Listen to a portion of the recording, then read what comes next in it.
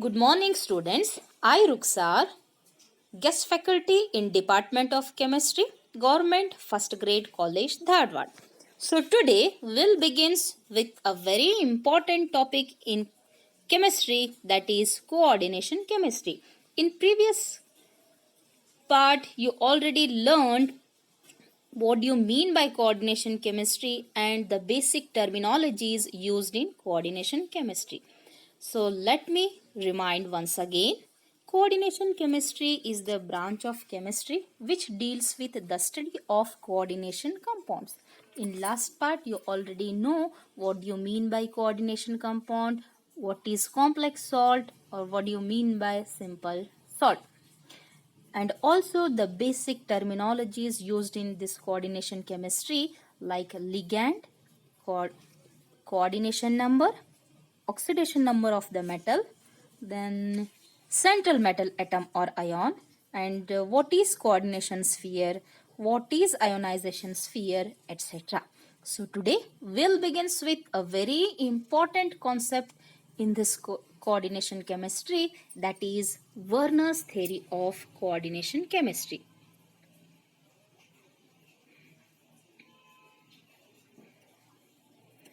Alfred Werner is very important and famous chemist.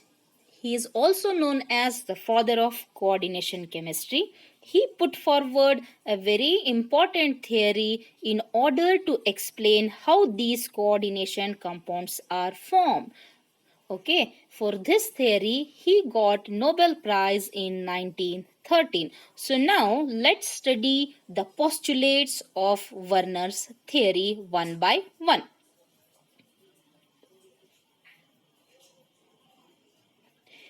According to Werner, in coordination compounds means when a coordinate compound is formed by simple salts, okay, metal atoms or ions exhibit two types of valencies or linkage, that is primary valency and secondary valency. As you already know that your coordination compound contains uh, contains central metal atom which is further surrounded by ligand. Okay, and you already know where types of ligand, that is monodentate ligand, bidentate ligand, polydentate ligand, and etc. So according to Werner, when a coordinate compound is formed, the metal atom or ion, it exhibit two different types of valencies, that is primary valency and secondary valency. Okay, so primary valency is nothing but the valency which is ionizable, means which can form ions, and it is satisfied by negative ion and it corresponds to oxidation state of metal atom or ion. Your main part of primary valency which represent the oxidation state on metal atom or ion, and it is represented by dotted lines.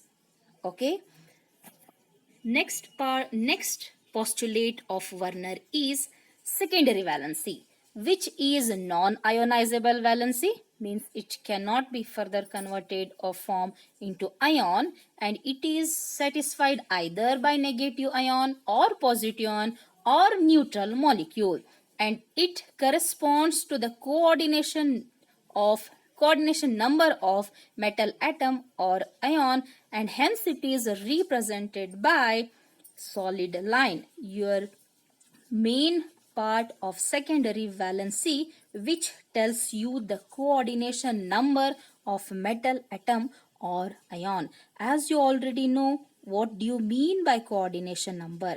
Once again, I'll remind, coordination number of a metal atom or ion is nothing but the total number of coordinate bonds made by all the ligands around the metal atom or ion in the complex species. Okay, how many coordinates bond formed by ligand around that metal atom or ion itself known as coordination number, which is done by your secondary valency, and hence that secondary valency is represented by solid line.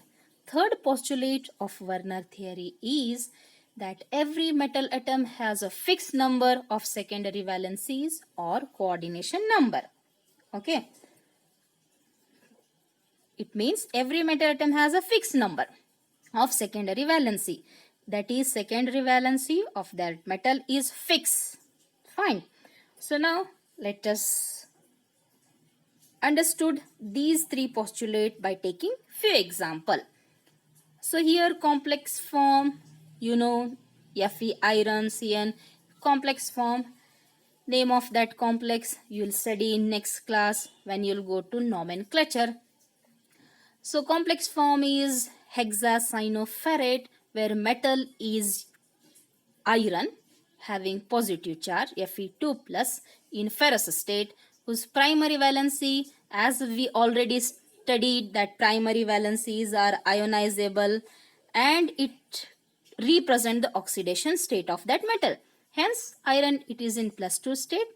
Primary valency of that iron is +2 and secondary valency is 6. Means just see, you are having cyanide group and 6 Cn groups are there around that metal iron. Hence secondary valency is 6. Next, come to second example where copper is there, amine group is there, tetraamino copper.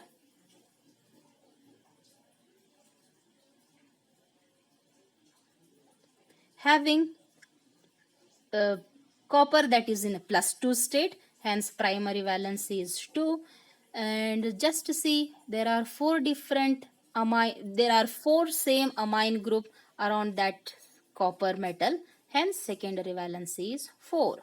Next, come to your third example, silver, which is in +1 state, hence primary valency of that silver is 1.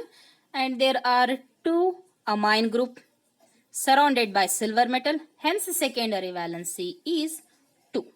Okay, got.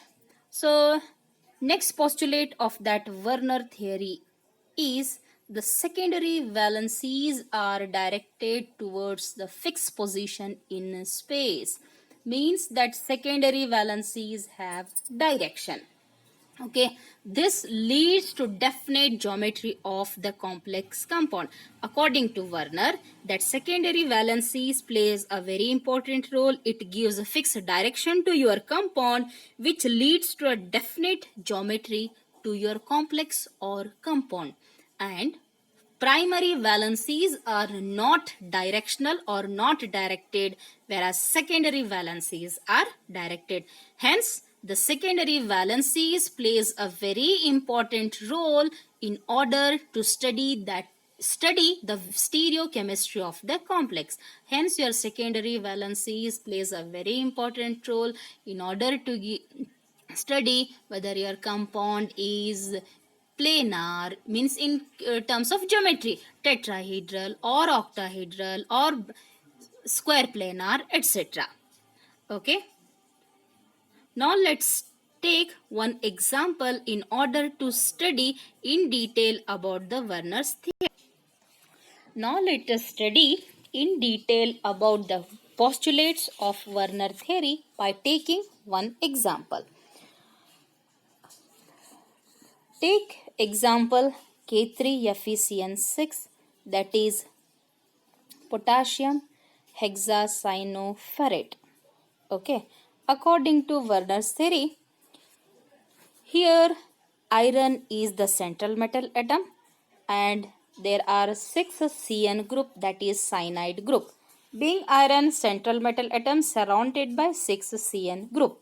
Okay, so according to Werner, your coordination complex exhibit two types of valencies, primary as well as secondary valency. Secondary valency, as you know, plays a very vital role in explaining or it gives structure or geometry to your complex. So here the primary valency is +3. Okay, primary valency, because you already know which corresponds or represent the oxidation state. Hence iron, it is in +3 form, that is ferric state. So primary valency is 3. which is satisfied by 3 cyanide ion, and the secondary valency is 6. Secondary valency tells you the coordination number, that is 6. Okay, here 3 cyanide ion act as a primary valency as well as a secondary valency, which is represented by solid as well as dotted line, whereas 3 cyanide group act as purely secondary valency, which is represented only by solid lines. Since the coordination number of iron is 6, thus the complex ion gives you octahedral geometry, which is shown below. Okay, iron, which is at the center, surrounded by 6 cyanide ion, where 3 cyanide group corresponds to primary as well as secondary valency, and 3 other cyanides are due to purely secondary valency, and the structure is octahedral geometry. Okay, so this is regarding the Werner's theory of coordination compounds. Now let's go through the demerits of Werner's theory. What are the drawbacks of Werner's theory? Let's have it. Number 1, this theory does not explain the cause of various properties like color, geometry, and magnetic property. So Werner's theory fails to explain what might be the color of the compound, what is exact geometry, and what is the magnetic properties. Means that complex which is formed, whether it is paramagnetic, diamagnetic, or ferromagnetic, etc., that is not explained by Werner.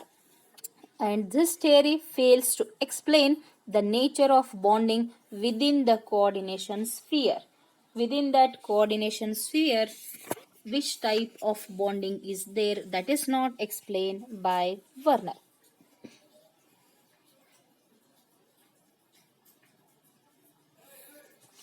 This theory also failed to explain how a ligand can satisfy both primary as well as secondary valency of a metal atom or ion. How that ligand can form both secondary or primary valency, that is not explained by Werner. And this theory also fails to account for the fact that certain four coordinated complexes are square planar, where some other are tetrahedral.